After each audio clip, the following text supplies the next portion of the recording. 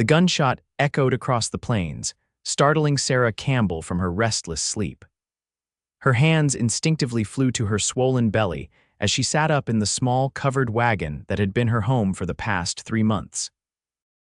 April 1876 had been particularly cruel, with unseasonable storms slowing her journey west to an almost unbearable crawl. Now, alone on the frontier with only her unborn child for company, the sound of gunfire sent ice through her veins. Sarah pushed aside the canvas flap, squinting in the harsh morning light. The vast Wyoming landscape stretched before her, the distant mountains still capped with snow despite the spring thaw beginning in the valley. Her horses nickered nervously, still hitched to the wagon where she'd stopped to rest the previous night. "Hello," she called out, her voice sounding small against the enormity of the open prairie. "Is anyone there?" Another shot cracked through the air, closer this time. Sarah scrambled for the rifle her late husband Thomas had insisted she learn to use before they'd set out from Missouri. Before the influenza had taken him, leaving her to continue their dream alone. A rider appeared on the horizon, the silhouette growing larger as horse and man approached at a gallop. Sarah's finger tensed on the trigger, her breathing shallow. "Madam, get down." The man's voice carried across the distance seconds before she spotted what he was shooting at: a pack of wolves, 3 of them, slinking through the tall grass not 50 yards from her wagon. The rider closed the distance quickly, firing once more. The wolves scattered, retreating toward a copse of trees in the distance. Only when they'd disappeared from view did the stranger slow his horse, approaching Sarah's wagon at a more cautious pace. "You all right, madam?" he called, keeping a respectful distance from where Sarah still pointed her rifle, though less steadily now. "I'm fine," she replied, though her voice betrayed her fear. "Just startled." The man removed his hat, revealing sun-bronzed features and eyes the color of a summer sky. "Xavier Blackwood, madam. Didn't mean to frighten you, but those wolves have been troubling this area for weeks now." Sarah lowered her rifle slightly. "Sarah Campbell, thank you for the warning, Mr. Blackwood." His eyes dropped to her protruding belly, then quickly back to her face. "You're traveling alone, Mrs. Campbell?" "I am." Something in her tone dared him to question her further. Xavier nodded, replacing his hat. "There's a settlement not far from here, Willow Creek. You'd be safer there than out in the open. Those wolves are likely to return come nightfall." Sarah hesitated. Her destination was farther west, a plot of land Thomas had purchased sight unseen, their dream of starting fresh. But the journey had taken longer than expected, and her condition made travel increasingly difficult. "How far is this Willow Creek?" she asked, one hand unconsciously cradling her belly. "About 3 miles due west. I have a small ranch just beyond it." He paused, studying her wagon and the tired-looking horses. "If you'll allow it, I'd be happy to escort you there." Sarah Campbell had not survived 6 months on the frontier by being foolish or trusting strangers easily. But something in Xavier Blackwood's steady gaze spoke of honor, and the wolves would indeed return at nightfall. "I would appreciate that, Mr. Blackwood," she said finally, tucking her rifle away and moving to the front of the wagon. "Just Xavier, madam. Nobody calls me Mr. Blackwood except the banker when he's fixing to deny me a loan." His smile transformed his weathered face, making him appear younger than she'd first thought. "Then I'm just Sarah," she replied, returning a small smile of her own. Xavier nodded, mounting his horse. "Well then, just Sarah, let's get you to safety before those wolves decide they're not so afraid of my rifle after all." As they traveled, Sarah observed her unexpected companion. Xavier Blackwood rode tall in the saddle, his shoulders broad beneath a worn leather vest. His rifle rested across his lap, eyes constantly scanning the horizon, a man accustomed to the dangers of the frontier. Occasionally, he would glance back at her, as if to assure himself she was managing the journey. "How far along are you?" he asked eventually, breaking the comfortable silence that had settled between them. 7 months, give or take," Sarah replied, both hands on the reins. "The baby should arrive by mid-June, God willing," Xavier nodded. "And you're heading where, if you don't mind my asking?" "A homestead near the Green River. My husband purchased the land last year before." She trailed off, the familiar ache of loss tightening her throat. Xavier didn't press. That's still a good 80 miles west, rough country between here and there. I'm aware, Sarah said, a touch of defensiveness creeping into her voice. I've managed thus far, no doubt, he replied, respect evident in his tone, but winter lingered late this year. The mountain passes might not clear for weeks yet. Sarah had feared as much, but hearing it confirmed brought a wave of anxiety. I need to reach the homestead before the baby comes. Xavier turned in his saddle, studying her with those piercing blue eyes. Why the rush? Surely it would be safer to have the child where there are people, a doctor maybe. Sarah's hands tightened on the reins. The land claim requires occupation by May 15th, or we forfeit the purchase. It was everything we had. Understanding dawned on Xavier's face. That's less than 3 weeks from now. Hence my urgency, Mr. Blackwood. He smiled at her formality. Xavier, remember, and I understand urgency, but not at the expense of safety, yours or your child's. Sarah fell silent, knowing he was right, but unwilling to abandon the dream that had cost her so much already. On the horizon, the small collection of buildings that must be Willow Creek came into view, offering a temporary reprieve from difficult decisions. Willow Creek proved to be little more than a general store, a saloon, a small church, and a handful of houses clustered around a dusty main street. Still, after months of solitary travel, even this modest settlement felt overwhelming to Sarah. Xavier led her to a small boarding house at the edge of town. Mrs. Hatcher runs this place. She's a good woman, widowed during the war. She'll look after you while I tend to some business. Sarah nodded, suddenly exhausted.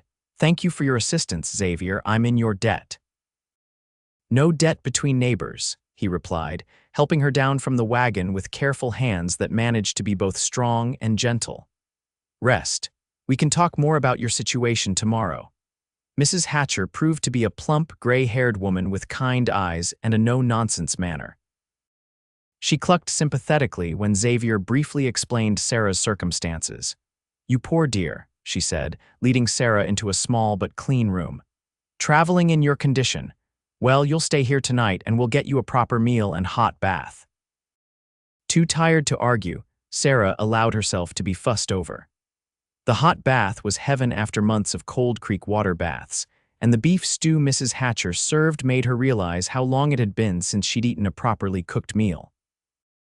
Later, lying in a real bed for the first time in months, Sarah placed her hands on her rounded belly, feeling the baby shift beneath her touch. We'll make it, she whispered. I promise you'll have a home just like your father wanted. Outside her window, she could see Xavier Blackwood in conversation with several men in front of the general store. Even from a distance, there was something compelling about him, a quiet strength that had made her feel safe for the first time since Thomas died. She pushed away the thought, unwilling to acknowledge any feeling beyond gratitude toward the stranger who had come to her aid. Morning brought the sounds of the small settlement, awakening horses on the street, the blacksmith's hammer, voices calling greetings. Sarah dressed quickly, determined to continue her journey despite Xavier's warnings about the mountain passes. She found Mrs. Hatcher in the kitchen, preparing breakfast. Good morning, Sarah said. Could you direct me to the general store? I need supplies before I continue west. Mrs. Hatcher turned, surprise evident on her face. Continue, my dear. Surely you're not planning to travel further in your condition. I must, Sarah replied simply. I have a deadline to meet. Xavier mentioned your situation, Mrs. Hatcher said, setting a plate of eggs and biscuits before Sarah. But he also said the passes are still snow-covered. You could be stranded halfway there when your time comes. Sarah sat down, suddenly ravenous. I appreciate everyone's concern, but this land is all I have left. If I don't claim it, I have nothing to offer my child. Mrs. Hatcher's expression softened. Eat your breakfast. Xavier said he'd stop by this morning. Perhaps there's another solution. Xavier arrived as Sarah was finishing her meal. He removed his hat upon entering, nodding to Mrs. Hatcher before turning his attention to Sarah. You look better with some rest, he said, though I suspect you're planning to ignore my advice about continuing your journey. Sarah met his gaze steadily. I appreciate your concern, but I've made up my mind. Xavier sighed, pulling out a chair and sitting across from her. I've been thinking about your situation all night. The truth is, you won't make it to your homestead before your deadline, not safely. The last storm left 4 feet of snow in North Pass. It won't clear for weeks. Sarah felt despair rise in her throat. Then I lose everything. Not necessarily, Xavier said, his expression thoughtful. I spoke with Judge Porter last night. He's the nearest thing to legal authority in these parts. He says if you can prove intent to settle, with a witness to verify your presence in the territory before the deadline, you might still hold your claim. Hope flickered in Sarah's chest. Is that true? Xavier nodded. It's a gray area, but the judge is willing to write a letter stating you arrived in the territory before the deadline, attempting to reach your claim. With winter conditions preventing further travel, no land office would reasonably expect you to risk your life. For the first time in months, Sarah felt a weight lift from her shoulders. That could work. There's more, Xavier continued. My ranch is 3 miles west of here. It's not much, a small house, a barn, some corrals, and about 50 head of cattle. But there's a spare room, and it would be a safe place for you to wait until after your baby comes and the pass is clear. Sarah stared at him, stunned by the offer. You'd let a stranger stay in your home, for months. You wouldn't be the first person I've helped, he said with a slight shrug. Besides, I could use the company. Gets mighty quiet out there with just me and my foreman, Samuel. Mrs. Hatcher watched them with a knowing look that made Sarah uncomfortable. It's a generous offer, my dear. Xavier's place is modest but comfortable, and you'd have privacy there. Sarah hesitated, torn between gratitude and wariness. I couldn't impose. It's not an imposition if it's freely offered, Xavier interrupted gently. Think of it as one neighbor helping another. Once you're recovered and the pass is clear, I'll personally escort you to your homestead. Sarah studied him, searching for any hint of impropriety in his offer. She found only sincere concern in those blue eyes. Why would you do this for someone you don't even know? She asked finally. Xavier was quiet for a moment. 6 years ago, I came west with nothing but a horse and the clothes on my back. A stranger took me in, taught me ranching, gave me a chance when no one else would. When he died, he left me his land. He met her gaze directly. I'm just passing on the kindness.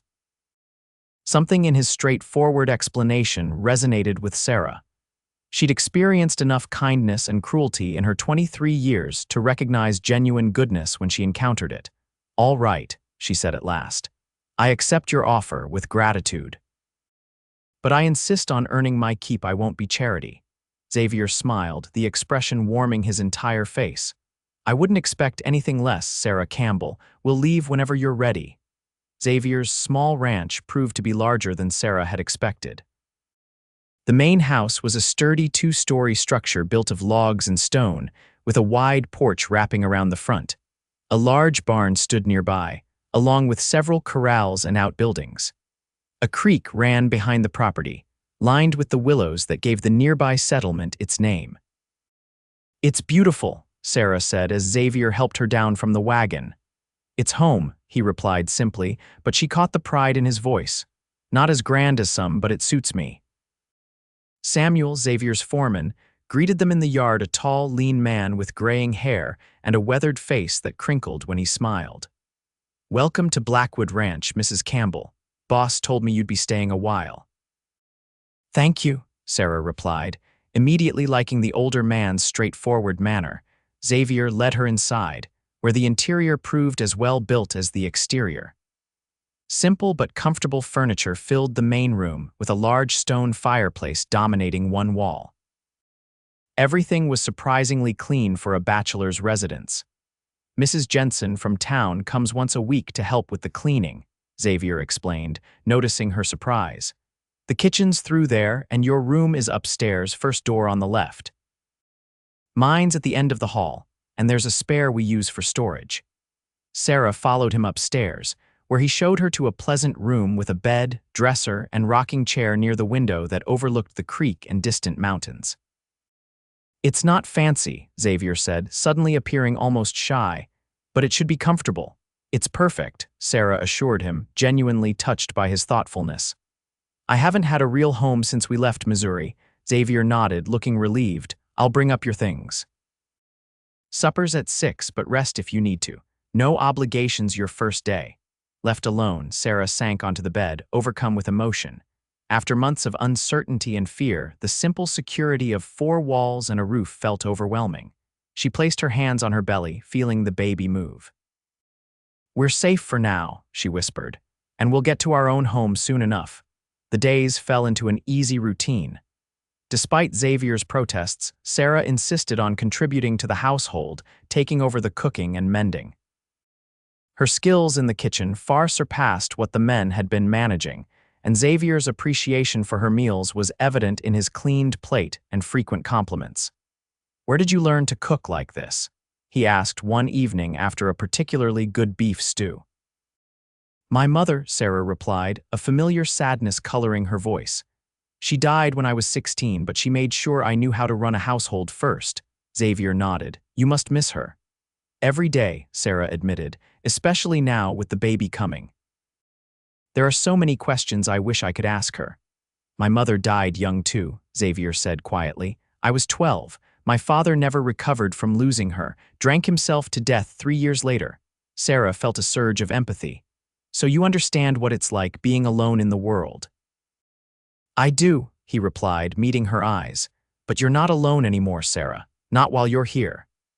Something shifted between them in that moment, a recognition of shared experience, of understanding that went beyond mere acquaintance. Sarah looked away first, uncomfortable with the warmth spreading through her chest. "More coffee," she offered, standing to clear the plates. Xavier accepted with a smile, letting the moment pass. But something had changed, a connection formed that couldn't be easily dismissed. As April turned to May, Sarah's pregnancy advanced, making her movements more cumbersome. Xavier noticed her discomfort and began finding ways to ease her burden, fetching water from the well, bringing in firewood, taking over tasks that required bending or lifting. "You don't need to coddle me," Sarah protested one morning when he insisted on hanging the laundry she'd washed. "It's not coddling to help someone who needs it," Xavier replied mildly. "Besides, you're doing plenty around here, more than I expected or asked for." Sarah relented, secretly grateful for his assistance. As her body grew heavier with child, simple tasks became increasingly difficult. More than once, she wondered how she would have managed alone on the trail or at an isolated homestead. One evening, as they sat on the porch watching the sunset, Xavier broached a subject they'd both been avoiding. "Have you thought about what happens when the baby comes?" he asked. "Willow Creek has no doctor, just Mrs. Hatcher, who's helped with births before." Sarah nodded, hands resting on her belly. "I've been thinking about it. Mrs. Hatcher visited yesterday while you were out with the herd. She offered to come stay when my time is near." "That's good," Xavier said, relief evident in his voice. "Samuel and I won't be much help with such things." Sarah smiled at his discomfort. "Men rarely are. My mother always said men are only good for pacing and worrying during childbirth." Xavier laughed, the sound warm in the evening air. "Your mother sounds like a wise woman." "She was," Sarah agreed, then added softly, "Thomas would have been different, though. He was so excited about the baby." It was the first time she'd spoken of her husband at length, and Xavier remained quiet, giving her space to continue if she wished. "We were married 3 years, Sarah said, watching the fading light on the distant mountains. "He was a schoolteacher in Missouri, good with numbers and letters, not so much with farming, but he had big dreams about starting fresh out west." "What happened?" Xavier asked gently. "Influenza swept through our town last fall. Thomas insisted I stay with my friend in the country, away from the sickness. Her voice caught. "He died 2 days before I returned. I never got to say goodbye." Xavier's hand covered hers, warm and steady. "I'm sorry, Sarah." She nodded, accepting his sympathy without words. "The baby was all I had left of him and the land he'd purchased.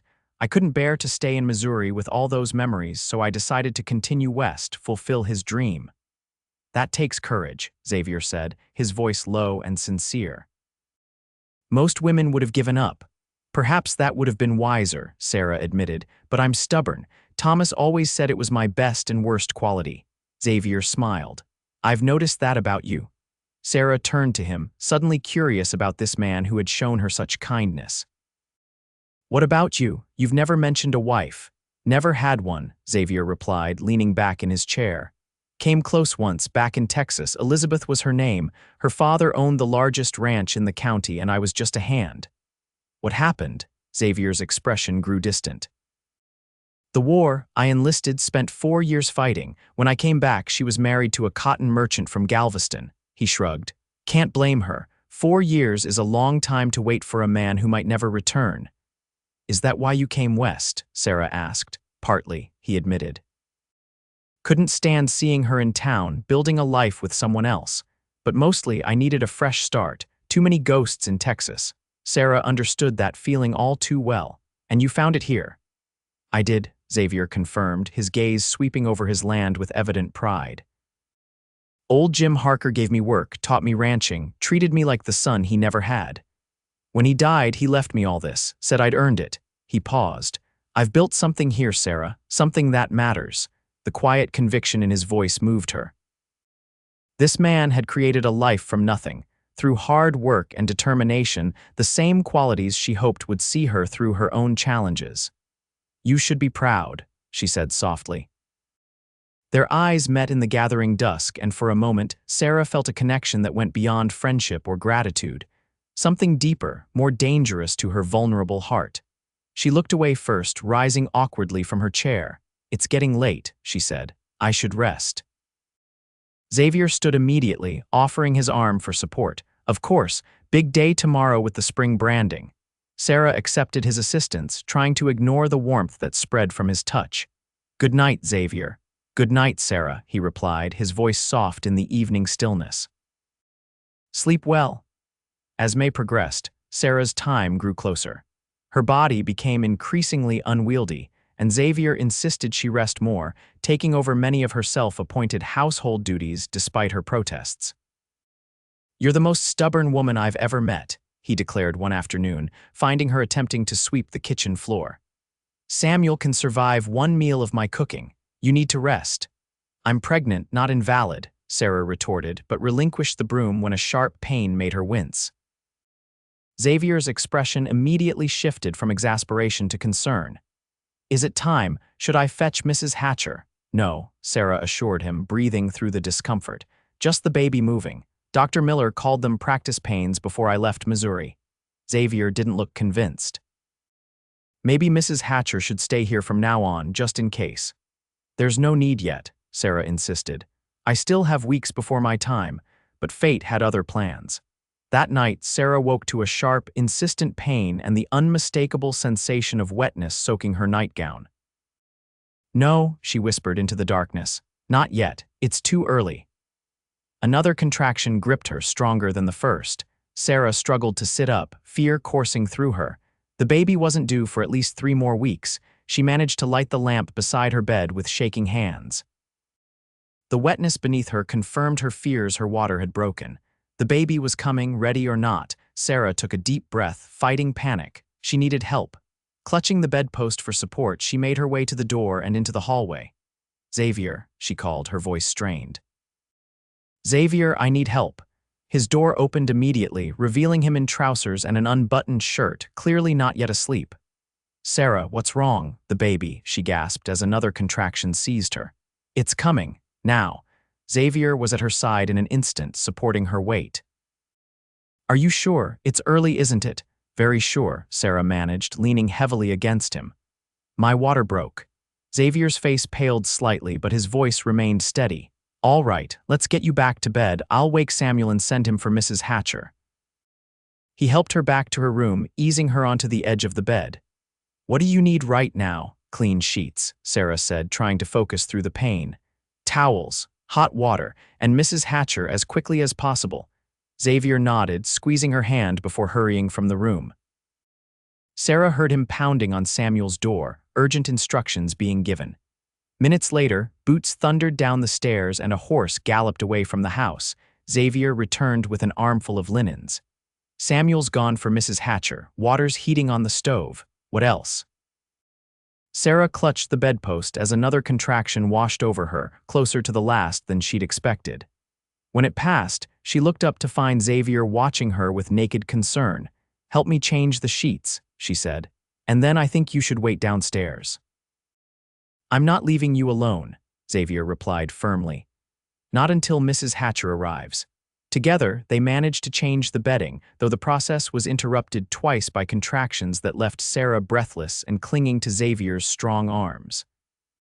"They're coming too fast," she admitted, fear creeping into her voice.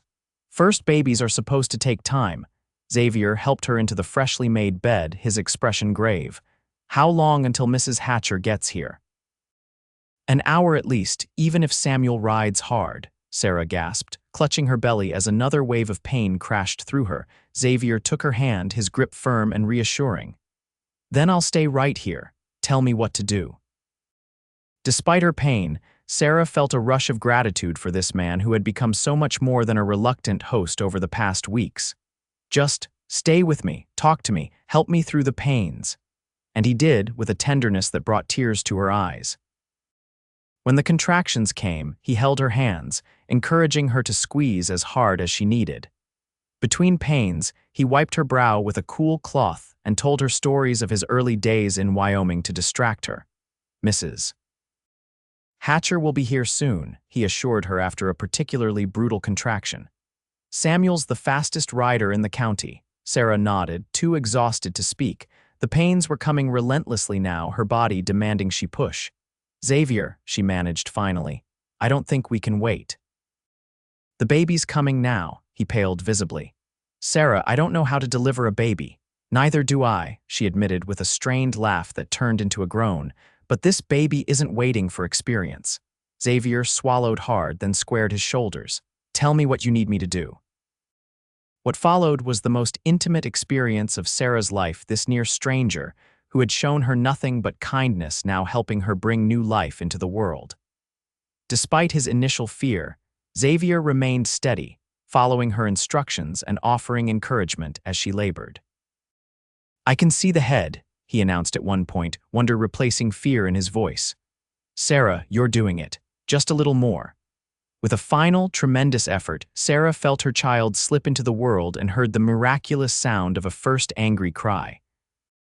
"A girl," Xavier said, his voice thick with emotion. "You have a daughter, Sarah." Tears streamed down Sarah's face as Xavier placed the tiny, squalling infant on her chest. "Hello, little one," she whispered, overcome with love for this perfect being. "You're early, but you're here." Xavier found clean towels to wrap the baby, his hands gentle but surprisingly capable. "She's beautiful, Sarah. Perfect." Sarah looked up at him, seeing the moisture in his eyes. This man who had begun as a stranger had now shared the most profound moment of her life. Something fundamental had shifted between them, a bond formed that transcended ordinary friendship.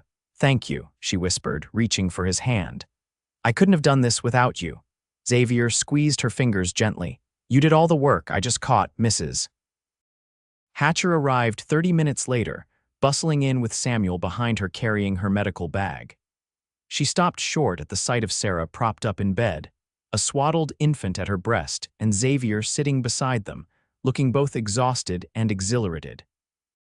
"Well, I see I'm late to the party," the older woman said, recovering quickly. "Let me have a look at mother and child." She examined both Sarah and the baby with professional efficiency, declaring them both healthy despite the early arrival. "She's small but strong," Mrs. Hatcher pronounced. "Good lungs on her too, from what Samuel tells me they heard when they approached the house." Sarah smiled tiredly. She made quite an entrance. "And you," Mrs. Hatcher said, turning to Xavier with raised eyebrows, "never would have pegged you for a midwife, Xavier Blackwood." Xavier rubbed the back of his neck, suddenly self-conscious. Didn't have much choice, the little one was in a hurry. Mrs. Hatcher patted his shoulder. "You did well. Now go get some rest while I tend to Sarah and the baby properly. Samuel's making coffee downstairs." Xavier hesitated, his eyes meeting Sarah's. She nodded, giving him permission to leave. "Go, we'll be fine now." He touched the baby's tiny head gently before departing. "Welcome to the world, little one." After he left, Mrs. Hatcher helped Sarah clean up properly and change into a fresh nightgown. "He's quite taken with you, you know," the older woman commented as she changed the bedding once more. Sarah focused on her daughter, avoiding Mrs. Hatcher's knowing gaze. "He's been very kind to both of us." Mrs. Hatcher replied non-committally. "Have you chosen a name for this little angel?" Sarah looked down at her daughter's perfect face. Hannah, she said softly. Hannah Grace Campbell, after my mother. A beautiful name for a beautiful child, Mrs. Hatcher approved. Now rest while you can. She'll be hungry again before you know it. The days following Hannah's birth passed in a blur of exhaustion and joy for Sarah. Mrs. Hatcher stayed for 3 days, ensuring mother and baby were thriving before returning to town with a promise to visit regularly. Xavier proved to be an unexpected source of support, somehow anticipating Sarah's needs before she voiced them. He brought meals to her room, made sure she had fresh water, and even awkwardly but willingly held Hannah when Sarah needed to rest. "You're good with her," Sarah observed one evening, watching Xavier rock her daughter with surprising gentleness. He looked up, a smile softening his features. "She makes it easy, doesn't seem to mind my rough hands." "Babies sense kindness," Sarah said. "She knows you're a good man." Something flickered in Xavier's eyes, longing, perhaps, or a sadness Sarah couldn't quite identify. "She's a special little girl. You did good, Sarah." 2 weeks after Hannah's birth, Sarah was strong enough to resume some of her normal activities, though Xavier insisted she continue to rest whenever possible. They fell into a new routine, with Xavier often taking Hannah in the evenings so Sarah could have time to herself. One night, Sarah came downstairs after bathing to find Xavier on the porch, Hannah cradled against his chest as he described the stars to her in a low, gentle voice. "That bright one there is the North Star," he was saying. "Sailors use it to find their way home. And those 3 in a row are Orion's belt. He was a mighty hunter in the old stories." Sarah paused in the doorway, her heart contracting at the tender scene. In that moment, she admitted to herself what she'd been trying to deny for weeks: she was falling in love with Xavier Blackwood. The realization terrified her. Thomas had been gone less than a year. Was it disloyal to feel this way about another man so soon? And what of her plans to continue to her homestead? The mountain passes had cleared weeks ago, but she'd made no move to leave, content in the sanctuary Xavier had provided. As if sensing her presence, Xavier turned. She was fussing, thought some fresh air might help. "It's fine," Sarah said, moving to join them. "She likes being outside. Takes after her mother that way." Xavier smiled, carefully transferring the now sleeping infant to Sarah's arms. "She's a good baby. Hardly ever cries except when she's hungry." Their fingers brushed during the exchange, and Sarah felt that now familiar warmth spread through her. She took a step back, needing distance to clear her thoughts. "The passes have been clear for almost a month now," she said abruptly. "I should be making preparations to leave for my homestead." Xavier's expression shuddered, the easy warmth replaced by careful neutrality. "Of course. Whenever you're ready, I'll arrange an escort as I promised." Sarah nodded, unable to meet his eyes. "Thank you. Perhaps in another week or 2 when Hannah is a bit stronger for travel." "As you wish," Xavier replied, his voice formal in a way it hadn't been for weeks. "Good night, Sarah." He disappeared into the house, leaving Sarah alone with her sleeping daughter and a heart full of confusion. The next morning, Xavier was gone before dawn, leaving a note saying he'd be checking the northern fence line and wouldn't return until evening. Samuel gave Sarah a sympathetic look over breakfast that suggested he understood more than she'd like. "Boss gets restless sometimes," the older man commented. "Needs to work it out of his system." Sarah busied herself with Hannah, pretending not to understand his meaning. But as the day progressed, she found herself watching the horizon, waiting for Xavier's return with an anxiety that confirmed her feelings. That evening, Xavier arrived home later than usual, dusty and tired. He greeted Sarah politely, but maintained a distance that hadn't existed between them since Hannah's birth. Unable to bear the tension, Sarah confronted him after supper while Hannah slept in her cradle nearby. "Have I offended you somehow?" she asked directly. Xavier looked up from the ledger he'd been reviewing, surprise evident in his expression. "Of course not. Why would you think that? You've barely spoken to me all evening," Sarah pointed out, "and you left before dawn without saying goodbye." Xavier sighed, closing the ledger. "I thought you might want some space to think about your plans. You mentioned leaving yesterday." "And that upset you?" Sarah pressed, needing to understand. Xavier was quiet for a long moment. "It's not my place to be upset about your decisions, Sarah." You have your own life to lead, your own dreams to fulfill. That's not an answer, she persisted. He met her gaze directly then, his blue eyes intense. You want the truth. Yes, it upsets me to think of you and Hannah leaving, these past weeks. He paused, searching for words. Having you both here has made this place feel like a home in a way it never did before. The admission hung between them, charged with meaning. Sarah's heart pounded in her chest. Xavier, she began, not sure what she meant to say. He stood abruptly. But I understand you have your own path. The homestead was your husband's dream, and you want to honor that. I respect your choice. Before Sarah could respond, Hannah began to fuss. The moment broken, Xavier excused himself to the porch while Sarah attended to her daughter. By the time Hannah was settled again, Xavier had retired to his room, leaving Sarah alone with her tumultuous thoughts. The next morning, Sarah made a decision. After breakfast, she asked Samuel to watch Hannah while she walked to the fence line where Xavier was working. She found him mending a broken section, his movements efficient as he hammered new rails into place. He looked up at her approach, surprise and something like hope flickering across his features before he schooled his expression. Samuel said you wanted to talk to me, he said, setting down his hammer. Is everything all right, Hannah? She's fine, Sarah assured him. Samuel's watching her. I needed to speak with you privately. Xavier nodded, wiping his hands on his trousers. What is it? Sarah took a deep breath, gathering her courage. I've been thinking about the homestead. His expression tightened almost imperceptibly. And I've realized something, Sarah continued. It was Thomas's dream, not mine. I was following it because it was all I had left of him, because I thought I owed it to him. Xavier remained silent, waiting for her to continue. But Hannah deserves more than a memory, Sarah said softly. She deserves a real home with people who love her. Not just a mother struggling alone in the wilderness to fulfill someone else's dream. Hope dawned in Xavier's eyes. What are you saying, Sarah? She took a step toward him, heart pounding. I'm saying that sometimes new dreams can grow from the ashes of old ones. I'm saying that Hannah and I have found something here that I never expected to find again, a sense of belonging. Xavier moved closer, close enough that she could see the flecks of darker blue in his eyes.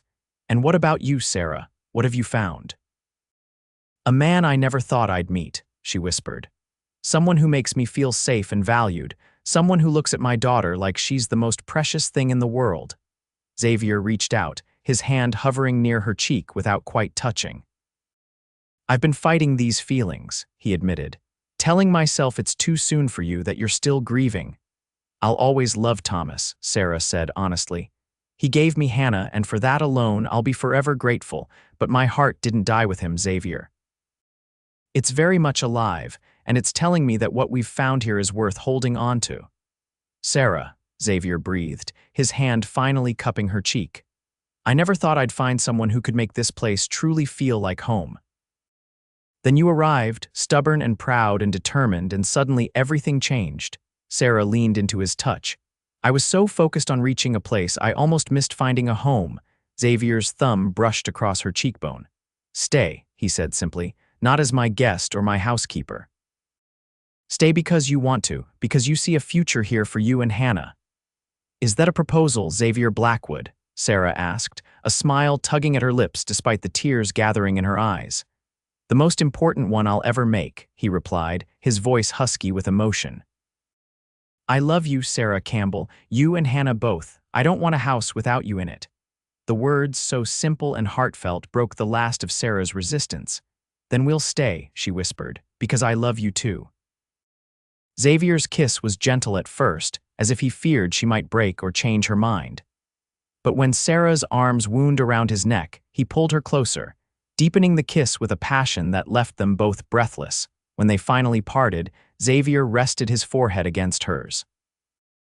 Are you sure about this? I don't want you to have regrets, Sarah smiled, feeling truly at peace for the first time since Thomas's death.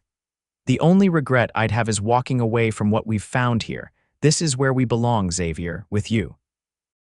They were married 2 weeks later in Willow Creek's small church, with Mrs. Hatcher beaming in the front pew holding Hannah, and Samuel standing proudly as Xavier's best man.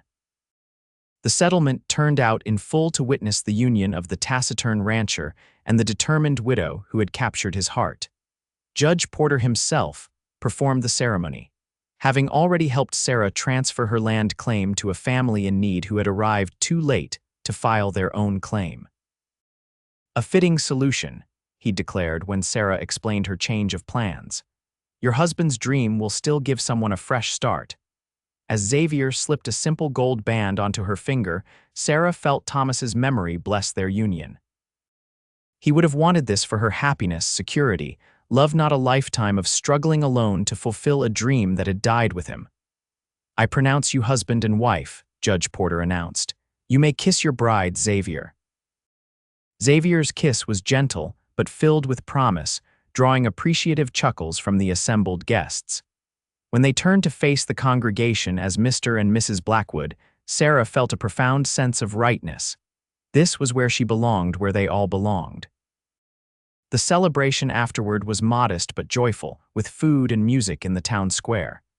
As evening fell, Xavier led Sarah in a dance, holding her close as they swayed to the fiddle's sweet melody. "Happy," he murmured against her hair. "More than I ever thought possible again," she replied honestly. "Thank you for finding me that day, for bringing me home. Thank you for staying," he countered, his arms tightening around her, "for making my house a home." Later that night, after they'd returned to the ranch and Hannah was sleeping peacefully in her cradle, Xavier led Sarah to what was now their bedroom. The room had been transformed with fresh curtains and a new quilt, a wedding gift from Mrs. Hatcher. "Welcome home, Mrs. Blackwood," Xavier said softly, drawing her into his embrace. Sarah smiled up at him, her heart full to bursting. "I am home," she whispered. "Wherever you and Hannah are, that's my home now." 5 years later, Sarah stood on the porch of their expanded ranch house, watching as Xavier taught their 4-year-old son James to ride his first pony. Hannah, now a spirited 5-year-old with her mother's determination and her stepfather's blue eyes, offered advice from atop her own small horse. "Not like that, Jamie. Hold the reins like Papa showed you." Xavier glanced up, catching Sarah's eye with a smile that still made her heart skip. Beside her, 2-year-old Elizabeth slept in her cradle, the newest addition to their growing family. The ranch had prospered under Xavier's careful management and Sarah's practical support. They'd added more land, more cattle, and built a larger home to accommodate their expanding family. Samuel remained, now more family than employee, a beloved uncle to the children who delighted in his stories and gentle teasing. As Xavier lifted James from the pony, declaring the lesson finished for the day, Sarah reflected on the journey that had brought her here.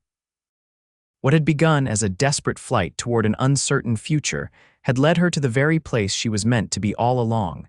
Xavier approached the porch, James perched on his shoulders while Hannah skipped alongside them. "How's my best girl?"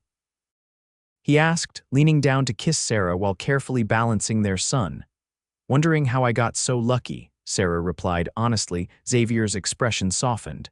"I ask myself the same question every day." Hannah tugged at her mother's skirt. "Can we have apple pie tonight, Mama?"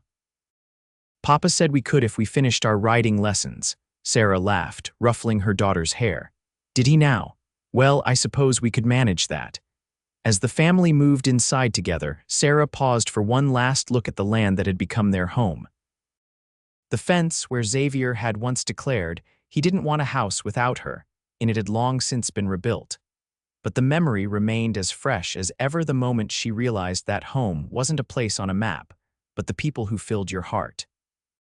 Xavier appeared in the doorway, having settled the children with their afternoon snack. "Coming inside, love," Sarah smiled, taking his outstretched hand. "Yes," she said simply. "I'm coming home."